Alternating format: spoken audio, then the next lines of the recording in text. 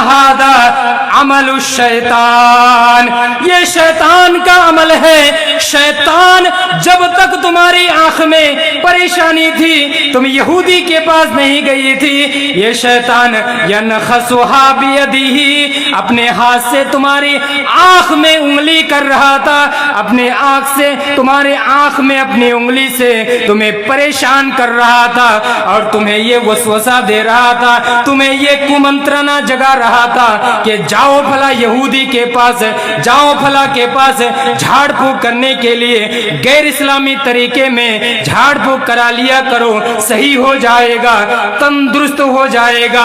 तुमने जब शैतान के वसवसे में पड़ करके यहूदी के पास चले गए और यहूदी के पास जाकर के झाड़ फूक कर लिया, दम करा लिया, तो दम जब तुमने करा लिया ये शैतान भी सोचा मैं इसको वसवसे देने में कामयाब हो गया, मैं कामरान हो गया, अब मुझे इसकी आंख में उंगली करने की कोई जरूरत नहीं है, आंख में कचोका मारने की कोई जरूरत नहीं है। तुमने दम कराया, यहूदी के पास जाकर के झाड़ फूक कराया, शैतान भी आंख में उंगली करना छोड़ दिया, इसी वजह से तुम्हारी आंख भी सही हो गई, तुम तंदुरुस्त हो गए। क्या समझे? शैतान उंगली कर रहा था, देख रहा था कि ये तौहीद के ऊपर, अकीदे के ऊपर अटल और कायम रह रही है या इसका ईमान फिसल जा रहा है। तुम चली गई, झाड़ फूक ज्यों ही कराई, उसी टाइम पर शैतान उंगली करना छोड़ दिया, कचोका मारना छोड़ दिया, तुम्हारी आंख सही हो गई। यही मामला है। हम जब दरबार में जाकर के, मजार में जाकर के कहते हैं तेरे दर पे आया हूं, कुछ करके जाऊंगा, झोली भर के जाऊंगा या मर के जाऊंगा, ये असल में हो सकता है अल्लाह तबारक व तआला ने आपकी तकदीर में लिख दिया था कि आपको बेटा होगा, आपकी बेटी होगी 6 महीना के बाद, 1 साल के बाद, लेकिन शैतान आपके पीछे लग गया। जाओ फला आदमी के पास, जाओ फला मजार के पास, जाओ फला बाबा के पास, जाओ फला जगह खस्सी लेकर के, जाओ फला जगह जानवर लेकर के वहां ज़बाह करो और मिन्नतें मानो और अपनी परेशानियों को सामने रखो, उस बाबा से मांगो। और आप गए, आपकी तकदीर में पहले ही लिखा था कि 1 साल के बाद, 6 महीना के बाद आपका बेटा, आपकी बेटी होगी, लेकिन आपने वो गलत रास्ता इख्तियार कर लिया। सही रास्ता इख्तियार करके भी आपको मिल सकता था। इब्राहिम अलैहिस्सलाम की जिंदगी हमारे सामने, तमाम के तमाम अंबिया इकराम की जिंदगी हमारे सामने। इब्राहिम अलैहिस्सलाम की जिंदगी इसलिए भी अहम है, शुरू से लेकर के आखिर तक, बचपन से लेकर 55 तक सारी उम्र उनकी परेशानी में गुजर गई, आजमाइश में गुजर गई, इम्तिहान में गुजर गया। अल्लाह तबारक व तआला ने तरह तरह की आजमाइश की, तरह तरह का इम्तिहान लिया, तरह तरह से आजमाया, लेकिन कभी भी इब्राहिम अलैहिस्सलाम का ईमान कमजोर नहीं पड़ा।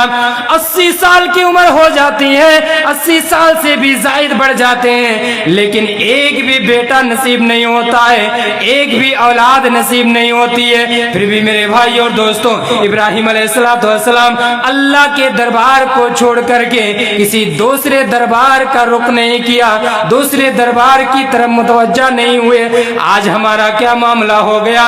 1 साल के बाद, 2 साल के बाद, 3 साल के बाद हम थक जाते हैं, परेशान हो जाते हैं, हम बौखला जाते हैं और कहीं ना कहीं जाकर के, सदलापुर में जाकर के, अदीना में जाकर के, कहीं भी जाकर के हम बेटा और बेटी की फरियाद करने लग जाते हैं।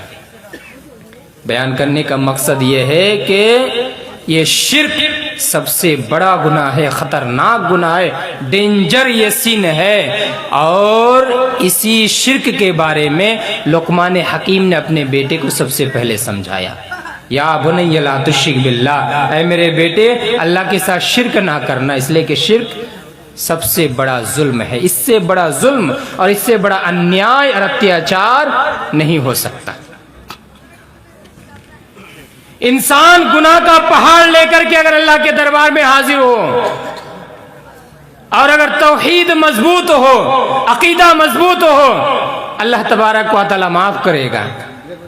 اللہ تعالیٰ تمام کے تمام گناہوں کو معاف کر سکتا ہے، لیکن شرک کا گناہ معاف نہیں کیا جائے گا۔ اس لیے میرے بھائی اور دوستو، والدین کی جو ذمہ داری ہے، سب سے پہلی ذمہ داری ہے کہ وہ اپنی اولاد کو توحید کے بارے میں سمجھائے، شرک کی خطرناکی کے بارے میں سمجھائے، لا الہ الا اللہ کا جو ارتھ ہے، معنی ہے، میننگ ہے، اس کا مفہوم ہے، لا الہ الا اللہ کا تقاضا کیا ہے۔ لا الہ الا اللہ ہم نے پڑھ لیا، اب پڑھنے کے بعد ہمیں کیا کرنا ہے، اس کا تقاضا کیا ہے، اس کو ہم سمجھائے اپنے بیٹے کو، اپنی بیٹی کو، اپنی اولاد کے ذہن و دماغ میں لا الہ الا اللہ کا معنی ہم ثابت کریں، بیٹھا دیں اس کے ذہن و دماغ میں، مستشک میں، تب جا کر کے ہم والدین کی ذمہ داری پالن کر سکتے ہیں۔ صرف یہی ذمہ داری نہیں ہے،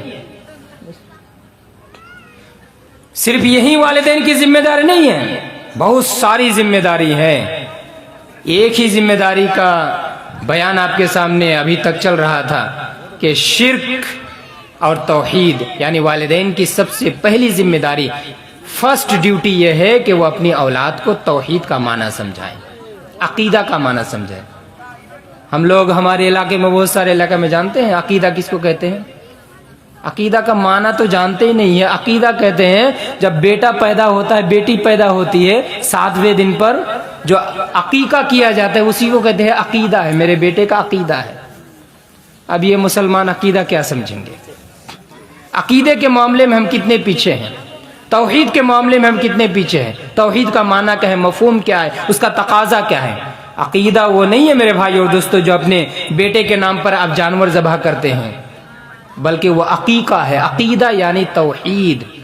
ایک لفظ میں اگر میں کہوں، آسان لفظ میں، کہ توحید ایکیشور باد، وننس آف گاڈ، ایک اللہ کو مان لینا ہر ایک معاملے میں۔ جس طرح ہم مانتے ہیں کہ اللہ ہی خالق ہے، سرشٹی کرتا ہے، اللہ ہی مالک ہے، اللہ ہی ہماری ہر چیز کا انتظام کرنے والا ہے، اسی طرح اللہ ہی صرف اور صرف عبادت کے لائق ہے۔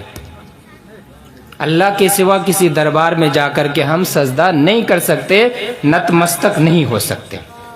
خیر، والدین کی جو ذمہ داری ہے، اللہ تبارک و تعالی ہم تمام والدین کو خاص کر کے اپنی اپنی ذمہ داری کا پالن کرنے کی توفیق عطا فرمائے، آمین یا رب العالمین۔ ہم میں سے جتنے بیمار ہیں ان کو شفا کاملہ عاجلہ عطا فرما، آمین یا رب العالمین۔ ہم لوگ جتنے بھی یہاں حاضر ہوئے ہیں، اللہ تو ہم تمامی کی حاضری کو قبول کر لے، آمین یا رب العالمین۔ ہم میں سے جو مقروض ہے، ادھار لیے ہوئے، ان کو ادھار ادا کرنے کی توفیق عطا فرما، آمین۔ تقبل یا رب العالمین، وآخر دعوانا ان الحمدللہ رب العالمین، والسلام علیکم ورحمۃ اللہ وبرکاتہ۔